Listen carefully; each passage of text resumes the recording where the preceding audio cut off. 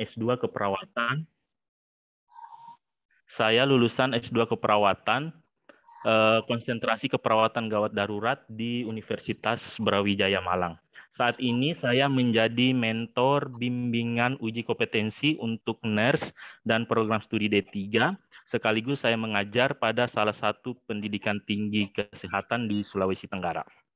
Ya, saya rasa untuk perkenalan saya cukup. Ya, selanjutnya kita akan masuk pada materi yang akan saya bahas pada malam ini. Jadi saya akan fokus pada materi keperawatan yang sering muncul di ujian P3K untuk nakes perawat.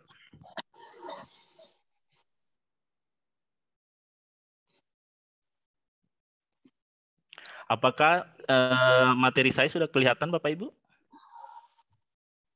Ya, halo. Sudah kelihatan ya?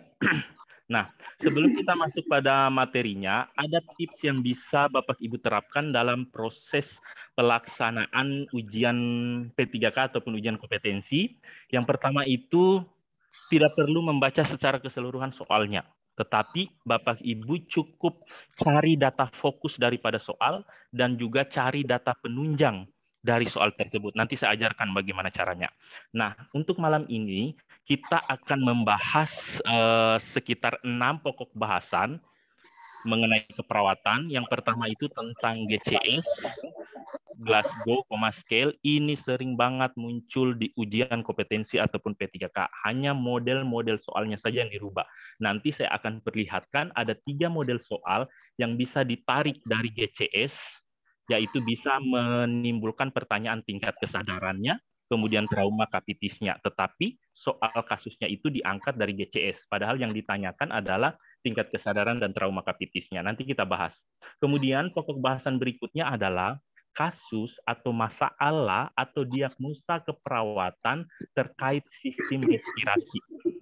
Ya, terkait sistem respirasi. Kenapa saya memilih sistem respirasi? Dari semua diagnosa sistem yang ada, yang paling sering muncul adalah sistem respirasi. Kenapa ini sering muncul? Karena masih banyak audiens yang belum bisa membedakan atau membatasi mana yang menjadi diagnosa pola nafas, berisian jalan nafas, dan juga gangguan pertukaran gas. Ini selalu membingungkan audiens ya. Jadi nanti saya akan berikan batasan-batasan untuk membedakan antara pola nafas, bersihan jalan nafas, dan gangguan pertukaran gas. Ini sering sekali muncul. Kemudian yang ketiga adalah kita akan membahas mengenai bunyi pemeriksaan auskultasi. Ya, jadi dia mengindikasikan apa dari bunyi-bunyi pemeriksaan auskultasi. Ada hipersonor, sonor, pekak, itu semua sering muncul di soal-soal kompetensi teknis. Ya, biasa dia tanyakan dari bunyi tersebut kira-kira bisa mendiagnosis apa. Nanti kita akan bahas. Yang keenam adalah intervensi keperawatan hanya berdasarkan pada suara nafas abnormal. Ya, ini kalau diuji kompetensi nurse dan perawat tiap tahun muncul dan jumlah soalnya sangat banyak.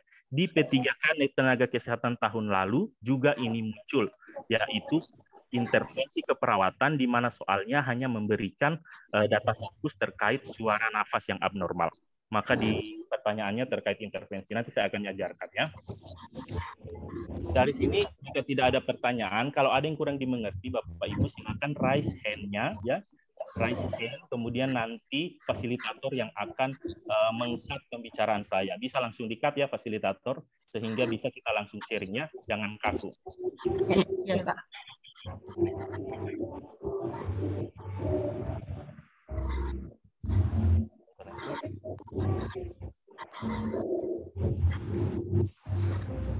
Karena Bapak Ibu ini screen plan tidak jalan.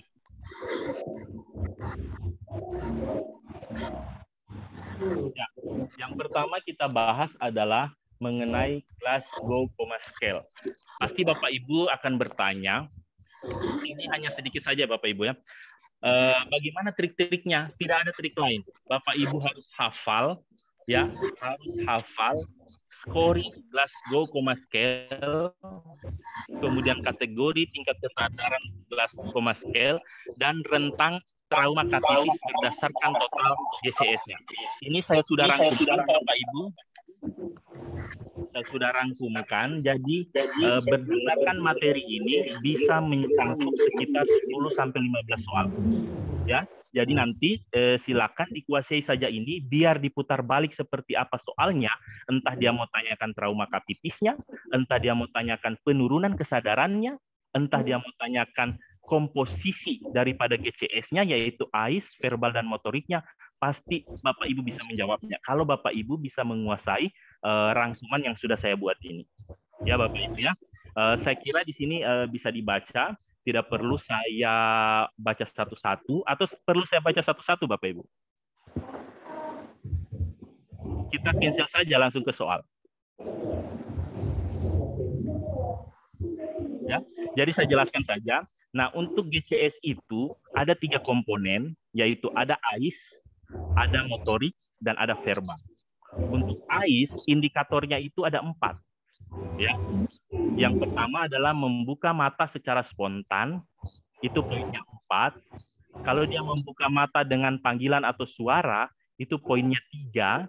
Kalau dia membuka mata karena hanya nyeri, rangsangan nyeri atau pain, itu adalah 2. Kalau dia tidak merespon sama sekali, skornya adalah 1. Ya. Setelah AIS, kita masuk ke motorik. Ya, di motorik, jika dia mematuhi perintah, berarti skornya adalah 6. Jika dia mampu mengalokisir nyeri, misalnya, dia memegang lokasi nyeri, ya itu berarti dia mengalokisir nyeri. Jadi poinnya adalah 5. Kemudian yang ketiga, menghindari nyeri. Itu poin GCS-nya adalah 4. Ya, menghindari nyeri. Misalnya perawat memberikan rangsangan nyeri, dia menghindari nyeri. Kemudian kalau misalnya perawat memberikan rangsangan nyeri, tiba-tiba dia memegang tangan yang memberikan rangsangan nyeri, berarti itu masuk kategori melokalisir nyeri. Kemudian ada fleksi abnormal, ya, dan ada ekstensi abnormal. Dan yang terakhir adalah tidak ada respon. Kalau tidak ada respon, itu poinnya adalah 1. Ya, kita masuk pada verbal. Verbal, jika orientasinya baik, dia bisa berbicara dengan lancar, dia bisa menjawab apa yang kita tanyakan dan nyambung, itu tandanya orientasinya masih baik. Berarti kita kasih poin 5. Kalau dia bingung, berarti poinnya 4. Dia mengeluarkan kata-kata, jelas kata-katanya, tapi tidak sesuai. Maka itu di poin 3. Kemudian yang poin 2, dia mengeluarkan suara, tetapi kata-katanya sudah tidak jelas. Ya, misalnya dia kata pergi, tetapi dia bilang pogo, pugu.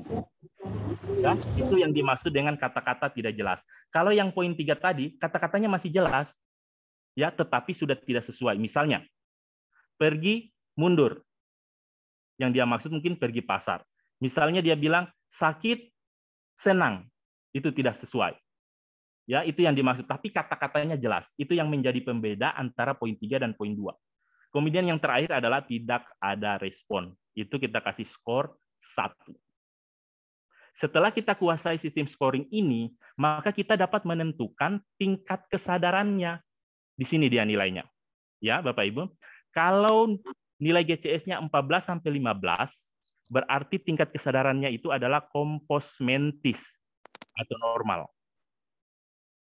Ya, kalau skor GCS-nya itu 12-13, berarti tingkat kesadarannya itu adalah apatis. Kemudian kalau skornya 10-11, berarti tingkat kesadarannya itu adalah somnolen. Somnolen itu seperti mengantuk dan sebagainya. Ya. Kemudian 7-9 itu tingkat kesadarannya adalah delirium. 4-6 tingkat kesadarannya adalah soporokoma. Belum koma ya, masih soporokoma. Dan poin 1-3 maka tingkat kesadarannya adalah koma. Ini sering sekali muncul Bapak Ibu. Ini bukan hanya soal gadar, tetapi sudah mencangkup soal KMB, maternitas, dan juga anak. Hanya subjeknya yang dibedakan. Biasa subjeknya ibu hamil, subjeknya anak, kemudian subjeknya orang dewasa. Tetapi ini banyak muncul karena mencangkup 5 departemen daripada keperawatan. Makanya ini banyak soal terkait tingkat kesadaran ini. Ya, setelah kita tahu kategori tingkat kesadarannya, kita juga bisa menentukan grade trauma kapitisnya dengan total nilai dari GCS tadi.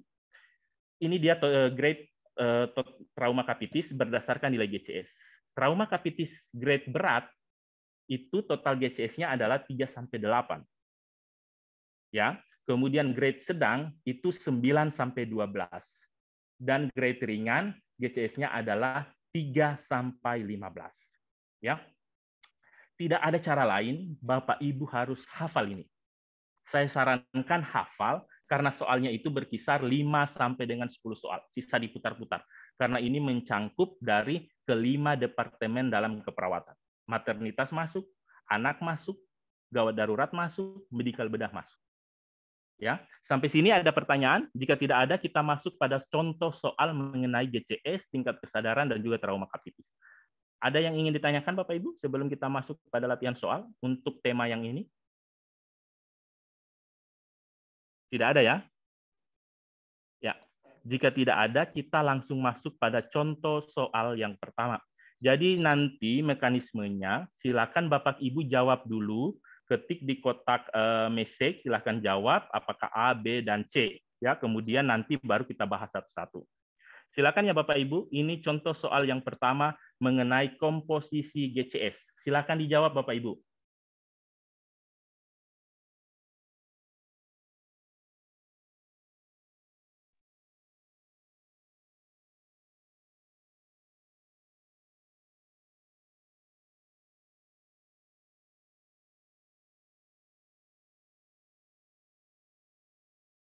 Sudah ada yang bisa menjawab? Silakan ketik di Ibu Fitri, tolong difasilitasi ya. Siap. Bapak dan Ibu semua, bila ada yang ingin dipertanyakan, silakan.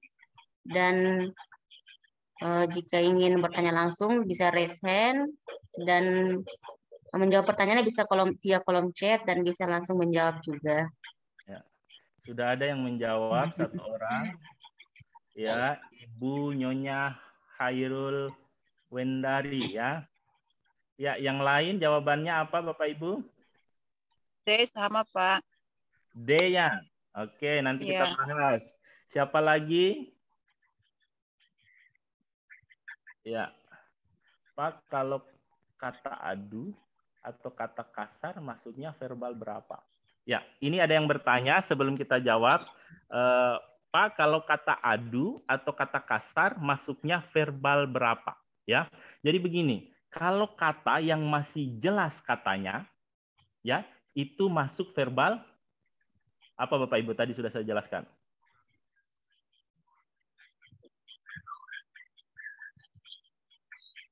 Masuk kategori 3. Ya. Halo? Kalau dia masih bisa bicara aduh, ya, itu masih masuk kategori 3. Artinya kata-kata yang tidak sesuai. Tetapi kalau dia cuma bergumam, itu masuk kategori bergumam Bapak Ibu. Jadi kategori 2. Ya, kalau dia masih bisa mengeluarkan satu kata yang utuh, ya, itu masuk kategori yang disebut dengan kata-kata yang utuh namun tidak sesuai, itu kategori 3. Ya, seperti aduh misalnya tiba-tiba diam. Ya. Itu orientasinya masih belum baik. Tetapi kalau dia mampu berinteraksi, kita tanya siapa namanya, dia jawab namanya dengan benar, itu menandakan orientasinya masih baik, maka verbalnya adalah 5. Ya, kalau dia bingung, ya, dia mampu masih bisa menjawab, tetapi ada tanda-tanda kebingungan yang dia tujukan, itu kategori 4. Tetapi kalau sudah mengeluarkan kata-kata yang jelas namun tidak sesuai, itu kita masuk kategori 3 ya, Bapak Ibu ya. Saya kira jelas ya.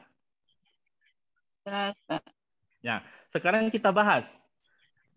Ibu Widya, kenapa jawabannya D? Ya, kita bahas data fokusnya kan Ibu hanya ada 3 di situ ya. Coba Ibu silakan jelaskan kenapa D, Bapak Ibu Nyonya Hairul Wendari. Iya Pak, izin. Ya, silakan. Iya, di sini kan tadi kata kuncinya adalah ais motorik verbal. Yes. Nah, di ais-nya itu dia membuka mata ketika diberi rangsangan suara keras. Ya, Tadi kan berarti kalau misalnya 4 itu membuka mata spontan, betul. 3 itu membuka mata dengan rangsangan. Kemudian di sini gerakan menarik dari sumber rangsangan nyeri. Tadi sudah Ya. dijelaskan itu motoriknya adalah 3. Ya. Kemudian mengucapkan kata yang jelas Ya. tapi tanpa mengandung arti, mengucapkan yang tidak jelas serta tanpa mengandung arti. Iya. Itu Ini masuk. antara 2 dan 3 ya. Ini antara 2 dan 3 ya. Jadi ragu saya. Itu Benar, masuk, Pak. Bu. Mengucapkan yang tidak jelas. Perasaan Ya. 2 deh. Mengucapkan yang tidak jelas dan tidak dapat Dimengerti. Berarti dimengerti. Berarti dia adalah apa? Suara yang tidak jelas, Bu. Masuk kategori bergumam. Disinilah dia mengecoh, Bapak Ibu. Jadi berarti ya, Pak ya. ya, jawabannya E. Jadi di sini soal ini dia mengecoh pada mengucapkan kata. Ya, dia mengucapkan kata yang tidak jelas dan tidak mengandung arti. Jadi ini dia kasih bingung apakah masuk di 2 atau verbal 3. 3. Jadi ini Itu sama masuknya dengan mengerang ya, Pak ya? ya, ini sama dengan Mengerang. ya, bergumam, ya, tidak jelas. Dia mengucapkan ini, Bu, mengucapkan kata yang tidak jelas tanpa mengandung arti. Misalnya, katanya itu tidak utuh, Bu, tidak ada artinya. Misalnya seharusnya adu dia ucapkan ade, atau mungkin dia maksudnya pergi dia ucapkan pogo, pigi, tidak ada artinya, Bu. Ya, Pak. Halo. Ya, itu masuk kategori bergumam. Ya, jadi pengecohnya adalah di sini. Jadi hati-hati Bapak Ibu, silakan melihat data fokusnya terlebih dahulu. Ya, di sini data fokus pengecohnya adalah mengucapkan yang tidak jelas tanpa mengandung arti. Jadi logikanya Bapak Ibu, kalau dia sudah mengucapkan kata yang tidak mengandung arti, berarti itu masuk kategori 2. Paham Bapak Ibu? Kalau kategori 3 Bapak Ibu, kata-katanya masih mengandung arti tetapi tidak sesuai antara kata yang satu dengan kata berikutnya yang dia ucapkan. Mengerti Bapak Ibu? Mengerti, Pak? Ya, Ya, ya. Pak, mengerti. Jadi jawabannya adalah E. Apa jawabannya, Bu? E atau 4? Sorry. Pak. Hah? Serius motoriknya? Kok motorik sih, Pak? Bentar, Pak, ulangi, Pak. Soalnya. Jadi verbalnya 2, motoriknya baru yang kita cari 4. sekarang. 4. Iya, jadi jawabannya C ya. C. Pak Buli. Ya. Oke. Ibu umurnya sudah berapa, Bu? Udah di atas mau 50, Pak. Masya Allah, ini senior saya ini, Bu. Semoga Ibu lulus ya, Bu ya. Halo? Masih jauh buat Tun. Amin, Pak. Amin. Amin, ya Allah ya. Ya. Nah, kemudian kita masuk ke soal nomor 2, Bapak Ibu. Silakan dijawab, Bapak Ibu.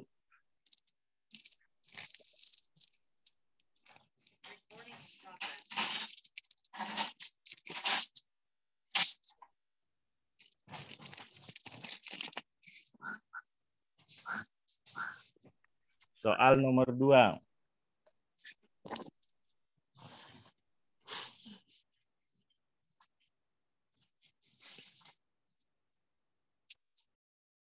Sudah ada yang menjawab?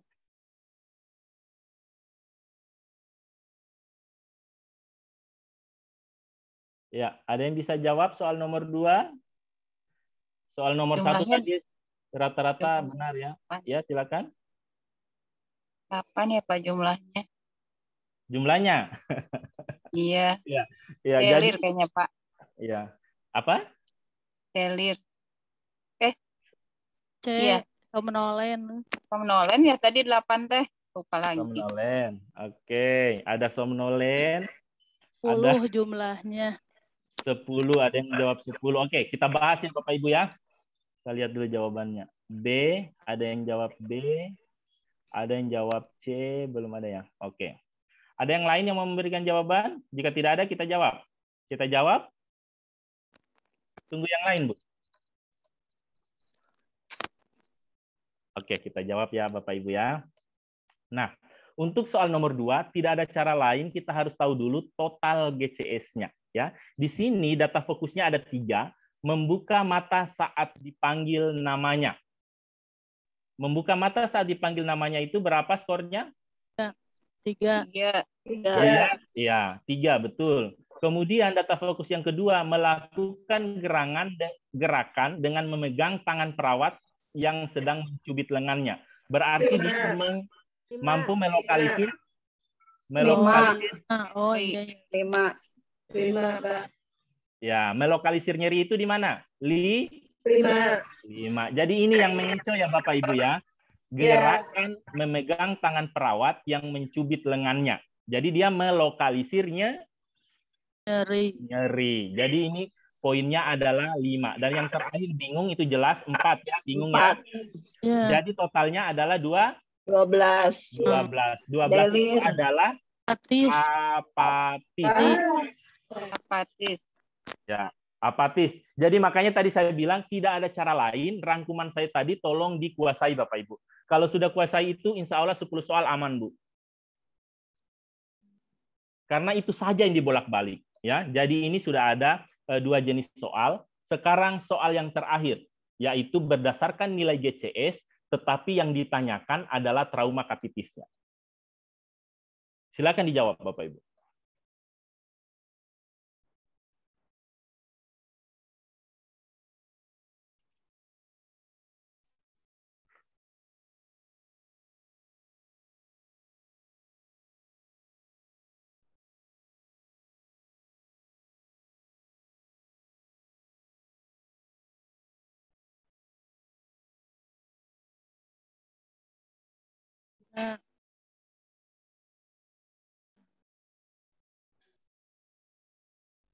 Tujuh ya Pak.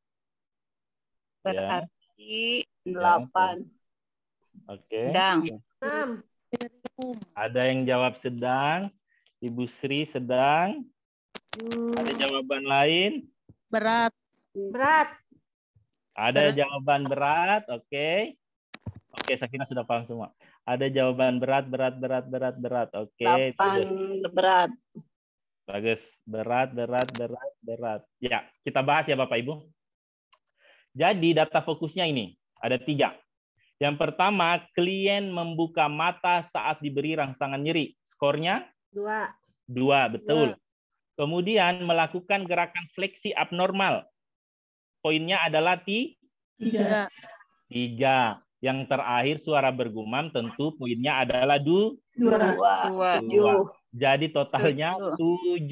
Masuk kategori berat. Bagus. Jadi untuk GCS ada 3 jenis soal ini, Bu. Saya yakin hanya dirubah-rubah saja.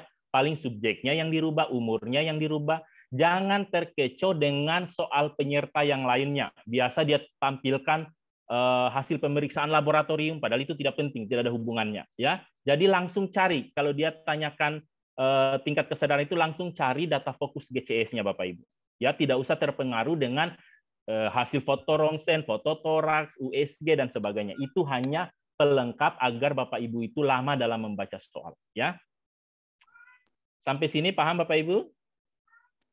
Paham Pak. Ya, paham ya. Ya, ada yang ingin ditanyakan tadi? Silakan. Tidak ada. Oke. Pak, punten. Ya. Ini Ya, nanti silakan, PowerPoint-nya di-share nggak Pak? Share. Nanti Buat saya share ke fasilitatornya. Nanti fasilitatornya yang bagi ke Bapak Ibu ya. Ya, jadi nanti ada jembatan-jembatan kedelai lagi.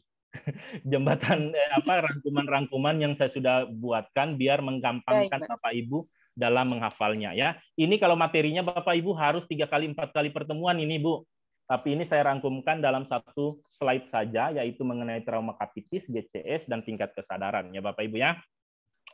Ya, selanjutnya Bapak Ibu kita masuk pada topik selanjutnya, yaitu batasan diagnosa sistem respirasi.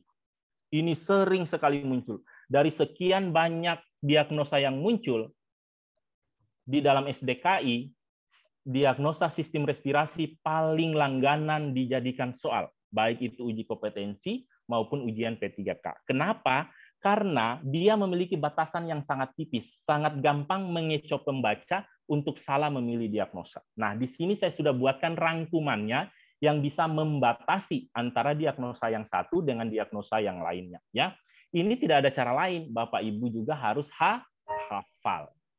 Ya, yang pertama, kalau berbicara mengenai bersihan jalan nafas, yang menjadi ciri khasnya tentu harus ada sputum yang berlebih. Ya, jadi kalau sudah ada sputum yang berlebih, tidak usah ragu, langsung cari diagnosa bersihan jalan nafas. Yang kedua, jika dia tidak tampilkan sputum, biasa dia tampilkan batuk tidak efektif. Ya, itu juga salah satu indikasi untuk diagnosa bersihan jalan nafas tidak efektif.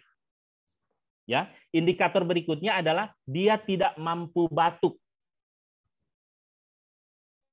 Itu salah satu indikasi untuk penetapan diagnosa bersihan jalan nafas. Dan yang terakhir adalah adanya bunyi dan suara nafas wheezing dan ronhi.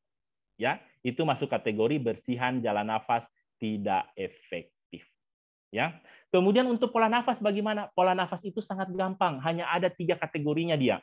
Yang pertama adalah ekspansi interkosta. Ya. Mengerti kan ekspansi interkosta, Bapak Ibu? Ya.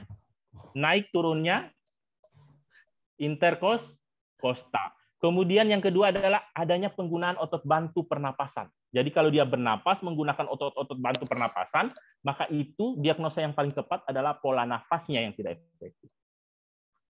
Kemudian yang terakhir adalah fase ekspirasinya yang memanjang. Ya. Itu salah satu ciri daripada pola nafas tidak efektif. Pasti ini yang akan dijadikan pembeda dalam setiap soal. Nah, yang terakhir adalah gangguan pertukaran gas. Ciri khasnya adalah dia selalu menyertakan analisis gas darahnya. Ada PO2-nya, ada PCO2-nya, ada pH-nya, dan ada HCO3-nya. Tapi hati-hati. Ya, kadang ini hanya menjadi pengecoh. Dia tampilkan analisis gas darah, tapi nilainya semuanya normal. Ya, jadi ketika nilainya normal, kita tidak bisa mengangkat diagnosa gangguan pertukaran gas. Ya, ini saya sudah kasih rangkumannya Bapak Ibu di layar. Jadi dia mengalami gangguan pertukaran gas apabila PO2-nya itu meningkat. Ya, kemudian PCO2-nya itu menurun. pH arterinya itu bisa naik, bisa turun. Dan yang terakhir itu adalah HCO3-nya meningkat. Nilai normalnya sudah ada di sini Bapak Ibu. Jika PO2 nilai normalnya itu 75 sampai 100. Ya. Jika PCO2 nilai normalnya 38 sampai dengan 42 mmHg. Kalau pH itu saya kira semuanya sudah tahu, normalnya itu 7 sampai 7,38 atau 7,42. Dan yang terakhir itu HCO3 22 sampai 26. Ini saya sudah rangkum Bapak Ibu ya. Sebentar kita latihan menjawab soalnya. Sampai sini ada yang ingin ditanyakan? Jika tidak ada, kita langsung latihan soal ya Bapak Ibu. Jadi ini tolong dikuasai ya, paling 2 kali baca Bapak Ibu. Kalau yang muslim habis sholat subuh, buka ini slide, baca, insya Allah, ulangi lagi, insya Allah sudah bisa itu. Ya. Ini biasanya soalnya ini Bapak Ibu sekitar berapa ya? Sekitar 8%. Karena ini juga mencangkup semua departemen keperawatan. Anak masuk, maternitas masuk, kemudian gadar masuk, KM juga masuk. Yang membedakan biasa di soalnya itu dia hanya ganti subjeknya. Entah itu ibu hamil, anak, pasien dewasa, dan sebagainya. Ya. Oke, kita masuk pada contoh soalnya. Silakan dijawab Bapak Ibu. Soal pertama.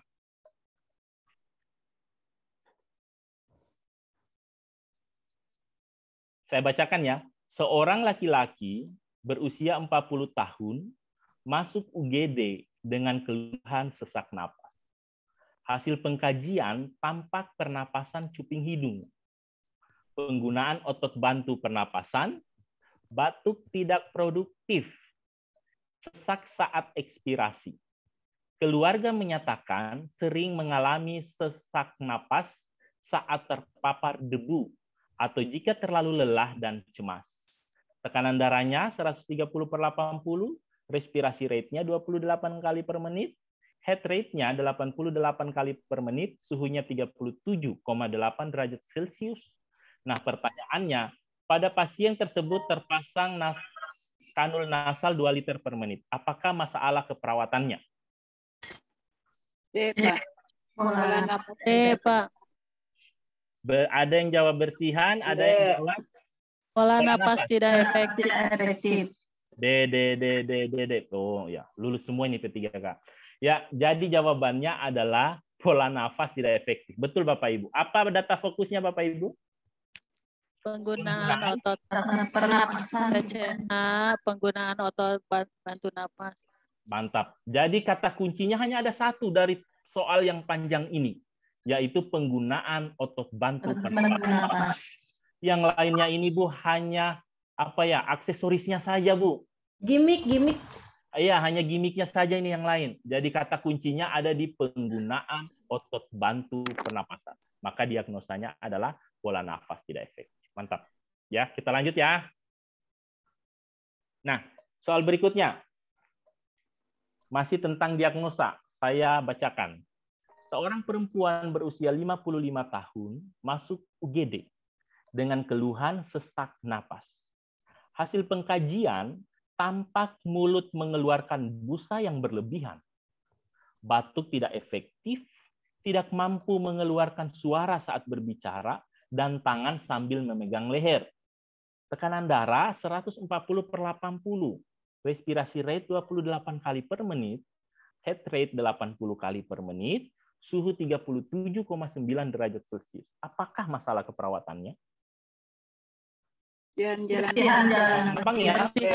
napas tidak efektif, D, Pak. Betul. Ini biar tutup mata gampang ya. Jadi kata kuncinya adalah mengeluarkan busa yang berlebihan. Ini akumulasi struktur ya. Kemudian batuknya tidak efektif dan tidak mampu mengeluarkan suara. Artinya ada sumbatan di jalan nafasnya sambil memegang leher. Ya, paham ya Bapak Ibu ya? Jadi ini diagnosanya adalah bersihan nafas tidak efektif. Nah, selanjutnya kita masuk di sini. Seorang laki-laki berusia 36 tahun dirawat di ICU dengan hasil pengkajian keadaan umumnya lemah. Pasien terpasang ventilator. Nafsu makannya menurun, mual, akral dingin. Hasil tekanan darah 110/70, nadi 72 kali per menit, pemeriksaan AGD-nya pH 7,47, PO2 90 mmHg, PCO2 33 mmHg, saturasi oksigennya 96%, HCO3-nya 29. Kemudian pasien melakukan aktivitas dan mobilitas dibantu oleh keluarga. Apakah masalah keperawatan? Gangguan pertukaran gas. Hati-hati ya kalau soal seperti ini. Jangan ketika lihat sudah ada gas darah, langsung menjawab gangguan pertukaran gas. Perhatikan dulu, mana gas darahnya yang abnormal. Kira-kira mana yang abnormal, Bapak Ibu? pH-nya naik, Pak. Ya. Terus? PCO3-nya menurun. Betul. Terus? Sama? HCO3-nya naik atau turun? Naik. Iya, naik, ya. Pak. Betul ya. Data penunjangnya adalah terpasang ventilator. Sudah bisa bedakan kan Bapak Ibu? Gampang ya? Gampang. Nah, tahun lalu ada ketiga indikator yang muncul dalam satu soal. Untuk bersihan jalan nafas muncul tandanya, misalnya akumulasi sekret di mulut. Kemudian ada pergerakan otot bantu pernapasan. Kemudian ada analisis gas darahnya yang kurang. Kemudian pertanyaannya, apa masalah keperawatan? Apa yang Bapak Ibu pilih? Gangguan pertukaran gas. Kenapa gangguan pertukaran gas? Jadi Bapak Ibu, saya ingatkan, kalau dalam satu soal muncul 3 indikator diagnosa untuk sistem respirasi, maka kita gunakan skala Prioritas. prioritas. Maka Bapak Ibu tidak usah ragu, langsung pilihan jalan nafas tidak efektif. Logikanya, kalau bersihan jalan nafasnya teratasi, maka pola nafas dan gangguan pertukaran gas otomatis akan mengikut teratasi. Mengerti Bapak Ibu? Boleh tanya Pak? Halo? Ya, silakan. Kalau misalnya di sana ada kata-kata misalnya apakah masalah keperawatan skala prioritas masalah keperawatan. Tadi tiga-tiganya tersampaikan tapi poin D-nya semua jawaban benar, E-nya semua jawaban salah. Tapi yang ditanyakan adalah skala prioritas apakah tetap menjawab bersihan jalan napas atau jawabannya yang tiga-tiganya ya benar. itu juga ya. Pertanyaannya bagus, Pak Ibu. Ini muncul yang lalu tapi di uji kompetensi. Jadi jawabannya kalau dia tanyakan skala prioritas, tetap jawabannya adalah bersihan jalan nafas. Kalau dia tanyakan apakah masalah keperawatan yang dapat muncul pada kasus di atas, maka itu semua jawaban benar. Ya, jadi redaksi kalimat pertanyaan perhatikan. Kalau ada kata-kata apakah prioritas masalah perawatan berdasarkan prioritas, tentu pilih bersihan jalan nafas. Tetapi kalau dia tanyakan apakah masalah keperawatan yang dapat muncul pada kasus di atas, maka semua jawabannya adalah benar. Paham ya Bapak Ibu ya? Halo? Paham, Pak? Ya.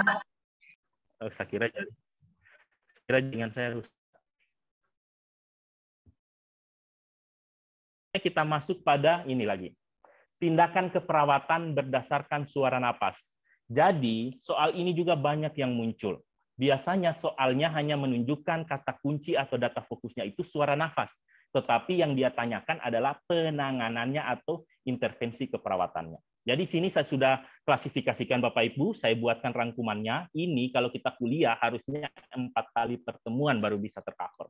Tetapi saya buatkan tabelnya untuk memudahkan. Jadi sehingga nanti kalau muncul tidak bingung. Ya, silakan dibaca 2 kali baca ini Bapak Ibu pasti sudah kuasai. Jadi kalau sudah suara nafasnya ronhi, ya berarti penyebabnya adalah suara napas bernada rendah karena obstruksi akibat sekresi udema atau tumor. Ya, sumbatan akibat sekresi udema atau tumor.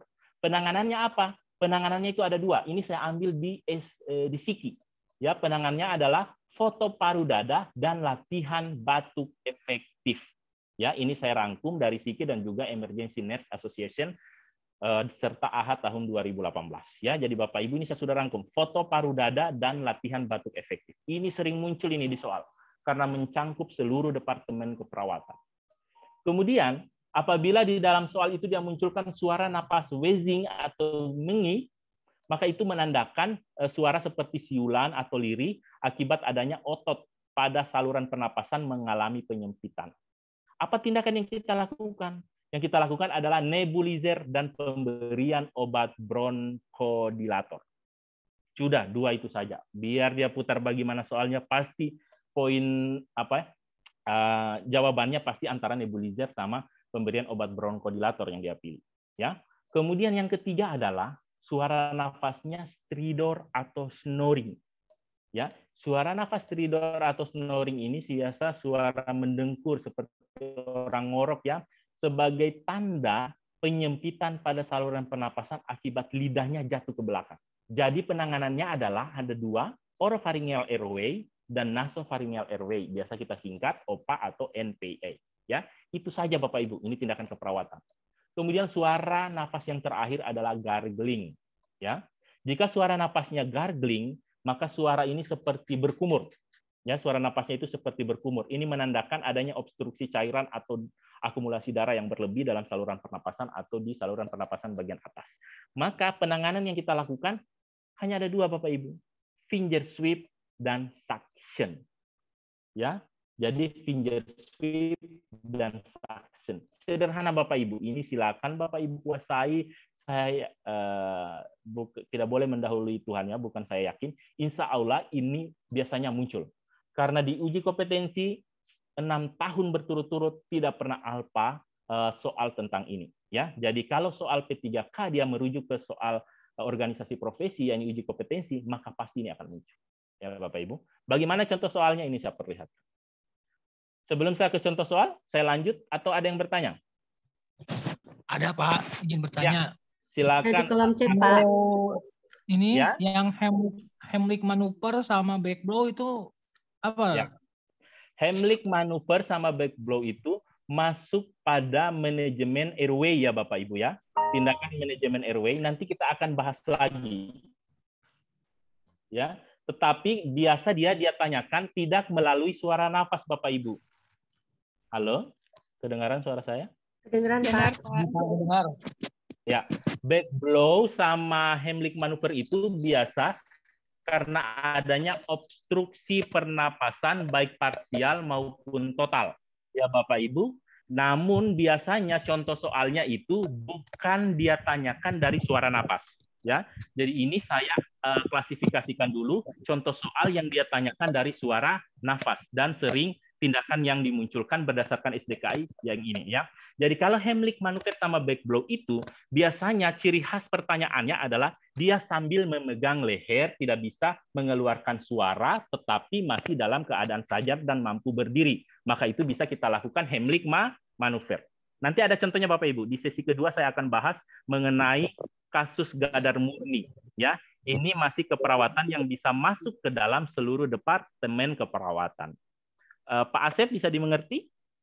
Siap Pak. Ya Pak Asep. Pak Asep dari mana Pak Asep? Sukabumi Pak, Japang Kulon. Oh mantap.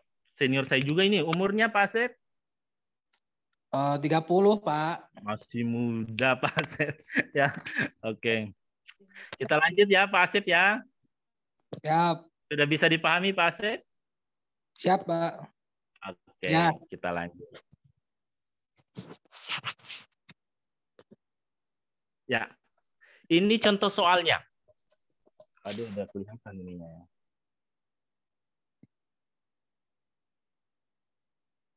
Contoh soalnya, saya bacakan ya. Seorang laki-laki berusia 26 tahun masuk UGD dengan keluhan sesak napas.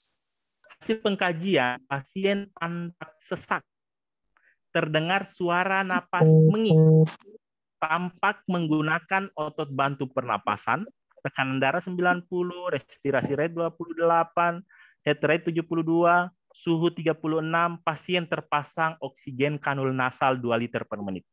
Apakah tindakan keperawatan selanjutnya yang bisa diberikan pada kasus di atas? Silakan dijawab Bapak Ibu.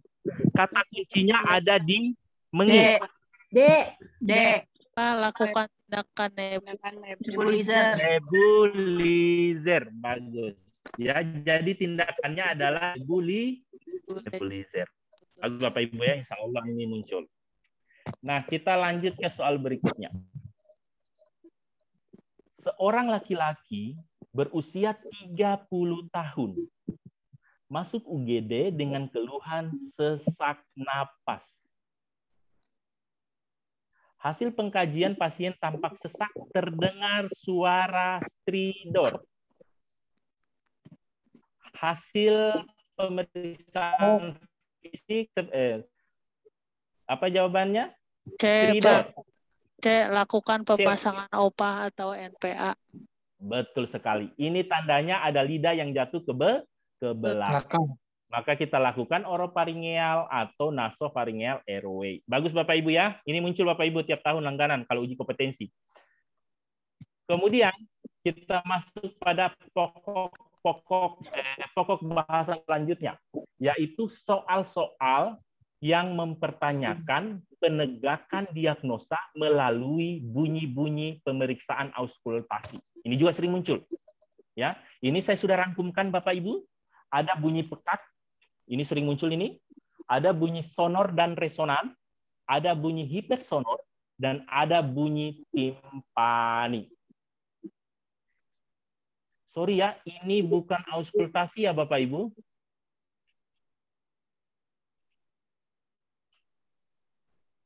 Tapi perkusi.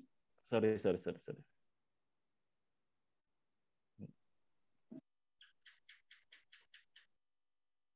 Ini bukan auskultasi ya, tapi perkusi. Dari 4 jenis pemeriksaan fisik, inspeksi, palpasi, auskultasi, perkusi, yang paling sering muncul adalah perkusi. Yaitu dia tanyakan melalui bunyi-bunyi perkusi terkait penegakan diagnosa yang dia kaitkan dengan beberapa penyakit. Ya, saya akan bahas satu persatu. Pekak. Pekak itu tandanya adanya massa atau akumulasi cairan di dalam tubuh. Kemudian ada sonor dan resonan. Sonor dan resonan ini merupakan bunyi normal tubuh. Ya, adanya yaitu perkusi yang biasa kita lakukan di atas paru-paru yang normal. Kemudian ada hipersonor. Hipersonor ini dihasilkan oleh perkusi di atas paru yang mengalami emfisematos. Dan yang terakhir adalah timpani. Timpani ini dihasilkan oleh perkusi yang mana di atas paru itu menandakan adanya gelembung udara. Jadi dia lebih nyaring. Ya Bapak Ibu, kalau pekak itu cairan dia lebih tebal, kemudian sonor itu nyarinya sedang, itu menandakan dia berada di atas paru yang normal. Kemudian hipersonor itu dia menandakan berada di atas paru yang mengalami emfisema. Ya Bapak Ibu ya. Sampai sini ada yang ditanyakan? Jika tidak ada, saya langsung ke contoh soalnya. Oke, kita lanjut. Ini contoh soalnya Bapak. Ini langganan. Setiap ada uji kompetensi pasti muncul. Dan jumlahnya bukan hanya 3 soal, 4 soal, tetapi sampai 10 dan 12 soal. Ini hanya diputar-putar saja, tetapi selalu muncul. Saya bacakan ya Bapak Ibu. Masih kedengaran suara saya? Masih, Pak. Oke, siap. Seorang laki-laki berusia 21 tahun dibawa keluarganya di UGD 10 menit yang lalu karena aksi perkelahian antar pelajar. Pasien mengeluh sesak napas, lemas, dan sesak bertambah saat beraktivitas. Hasil pengkajian terdapat lebam di dada. Tekanan darah 110/90. Respirasi rate 26, heart rate 100, suhu 37. Apakah hasil pemeriksaan lanjutan untuk memastikan bahwa pasien itu mengalami efusi pleura? Langsung ingat pertanyaannya ya. Apakah hasil pemeriksaan lanjutan untuk memastikan bahwa pasien tersebut efusi pleura? Jadi Bapak Ibu harus tahu dulu efusi pleura itu apa? Pekak. Jawabannya Cairan, adalah Pak. Cairan, pekak. Ada cairan. Bagus ya. Jadi efusi pleura itu kan adanya penumpukan Cairan. cairan. Jadi jawabannya adalah pekak. Jadi model soalnya Bapak Ibu seperti ini. Biasa dia kaitkan dengan penyakit-penyakit yang berhubungan dengan paru-paru, entah itu penumpukan cairan, udara, ataupun darah biasanya, kadang hemotoraks di sini. Kalau bukan efusi pleura, maka jawabannya adalah pekak. Ya. Sama juga hemotoraks ya Bapak Ibu, ingat-ingat jangan sampai tahun ini bukan efusi pleura lagi, tapi hemotoraks. Hemotoraks itu kan akumulasi apa Bapak Ibu? Di rongga toraks. Cairan. Darah kan? Iya. Darah di rongga toraks berarti bunyinya adalah Pekak. Ya, ingat-ingat ya, hanya ada 2 penyakit itu, efusi pleura sama hemotoraks. Pokoknya kalau 2 penyakit itu langsung pilih pekak. Iya. Kita masuk pada contoh soal berikutnya. Seorang laki-laki berusia 35 tahun dibawa keluarganya ke UGD karena sesak yang disertai dengan nyeri dada, pernapasan cuping hidung, terdengar suara napas tambahan yaitu mengi, tampak menggunakan otot bantu pernapasan, akral dingin, dan sianosis. Pemeriksaan fisik tertera di layar. Apakah hasil pemeriksaan lanjutan yang tepat untuk memastikan bahwa pasien mengalami pneumotoraks?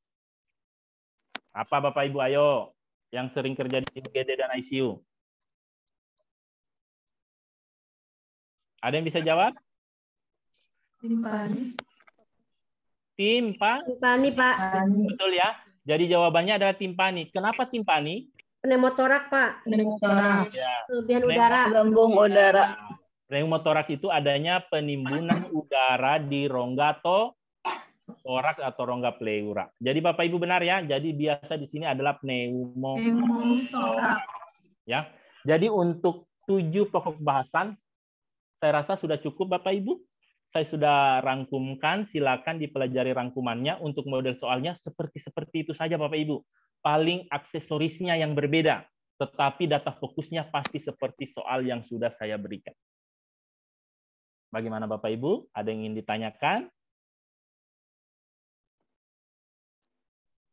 Ya, jika tidak ada pertanyaan, saya kembalikan ke fasilitator mungkin. Nanti kita ketemu pada sesi berikutnya. Di sesi berikutnya, saya akan membahas mengenai keperawatan gawat darurat murni dan manajemen bencana. Di mana keperawatan gawat darurat murni ini kita sudah akan berbicara seperti yang dibahas Pak Asep tadi, Heimlich manuver, kemudian BHD, bantuan hidup dasar, kemudian manajemen bencana, triase bencana, dan triase rumah sakit itu berbeda, dan itu langganan soal-soalnya muncul tiap tahun. Ya Bapak Ibu ya. Saya berapa kali pertemuan ya Bu Fitri? 3 kali ya? Atau 2? Ya, nanti insya Allah 2 kali. Ya, kalau bukan 2, 3 kali ya Bapak Ibu. Jadi mungkin saya ada 1 kali lagi atau 2 kali lagi. Nanti kita menyesuaikan Bapak Ibu. Kalau ada yang ingin ditanyakan, silakan WA saya Bapak Ibu. Jangan sungkan. Ada misalnya Bapak Ibu latihan soal-soal mandiri yang kurang dimengerti, WA saja saya. Minta nomor saya di fasilitator ya Bapak Ibu ya. Saya rasa terima kasih ya, saya sangat salut dengan antusias Bapak Ibu semua. Semoga sharing knowledge kita pada malam ini bernilai ibadah dan diridhoi oleh Allah Subhanahu wa taala. Saya doakan juga semoga kita semua mencapai tujuan yang kita inginkan. Amin ya rabbal alamin. Akhirnya pertemuan kali ini saya tutup dengan ucapan billahi taufik wal hidayah. Wassalamualaikum warahmatullahi wabarakatuh. Saya kembalikan ke Waalaikumsalam warahmatullahi wabarakatuh. Wah, luar biasa sekali Pak. Luar biasa sekali atas materi yang diberikan malam ini. Teman-teman kita semua sangat antusias sekali dengan materi yang dibawakan Pak, sangat luar biasa. Kepada teman-teman semua, saya ucapkan banyak terima kasih atas antusiasnya. Bila ada yang ingin dipertanyakan, bisa melalui saya. Nanti saya akan share juga nomor Pak Adi Triwudzatmiko. Beliau adalah dosen di Sulawesi Tenggara. Untuk pertemuan selanjutnya, kita akan bahas kembali via chat grup. Demikian pertemuan kita malam hari ini. Walaupun sedikit waktu, kurang lebih sejam, semoga bisa bermanfaat buat kita semuanya. Lebih dan kurangnya mohon dimaafkan. Wabillahi taufiq wal hidayah. Wassalamualaikum warahmatullahi wabarakatuh. Waalaikumsalam. Waalaikumsalam warahmatullahi wabarakatuh.